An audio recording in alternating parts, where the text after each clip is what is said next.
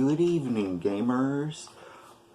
This Xbox Game Pass is a big deal for the Xbox brand, but the other day, Xbox made a mock-up image of a Game Pass stand that acted like a Blockbuster.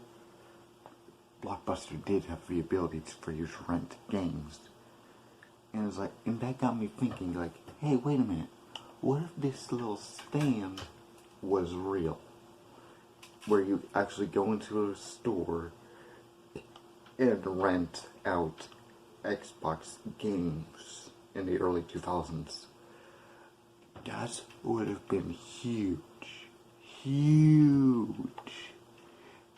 And it would cause a chain of events of this what if scenario. People would have no choice but to respect the Xbox brand.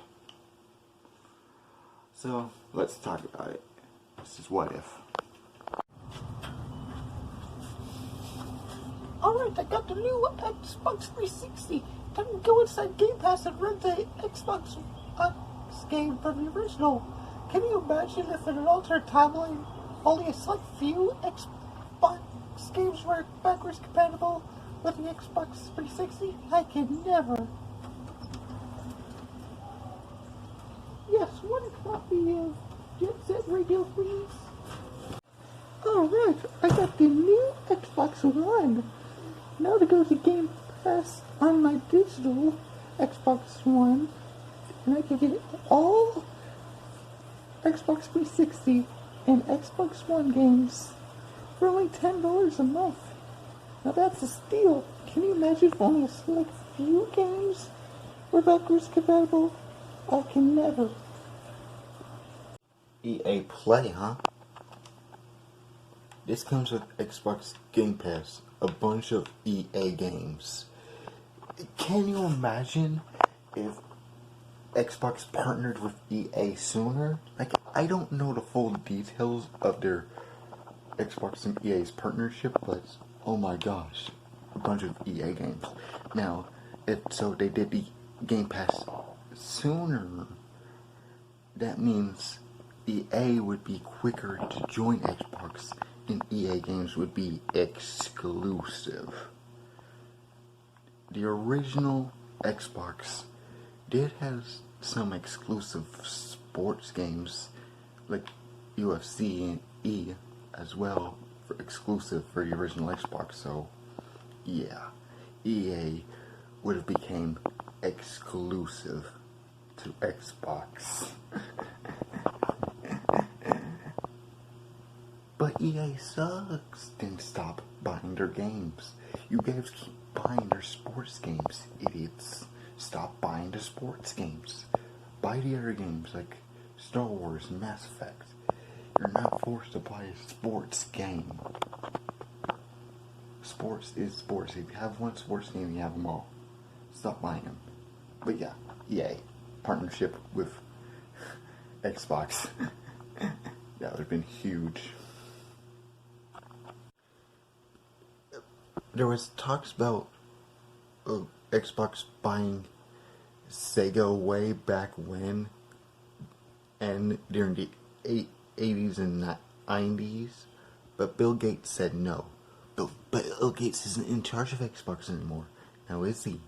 So, if they did, and there was talks about the Dreamcast games being playable on the original Xbox, like all the Dreamcast games on the original Xbox.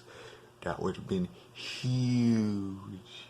So huge, right? That means Sega games would be exclusive to Xbox, like Sonic and Yakuza, Puyo Puyo, Streets of Rage.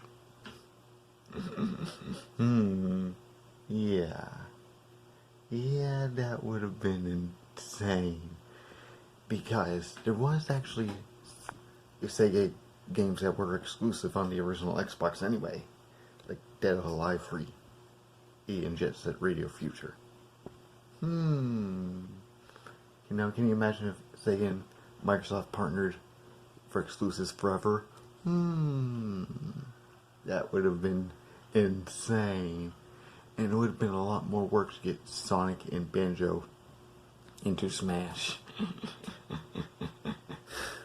Would have bought Bethesda early, making Doom and Fallout and Skyrim automatically exclusive to Xbox. No Bethesda games on PlayStation. That would have been insane. And there would have been no Xbox One launch mess about TV for the shop. But if they did the Game Pass thing early in the 2000s with a little store stand, they would have bought all these companies early on, and they would have made a name for themselves early on, and people would have no choice but to respect the Xbox brand. And PlayStation doesn't really have enough money to buy out Square Enix, like to compete or anything. Otherwise, they would have done that already. Come on, PlayStation, just buy Square Enix. It's not that complicated.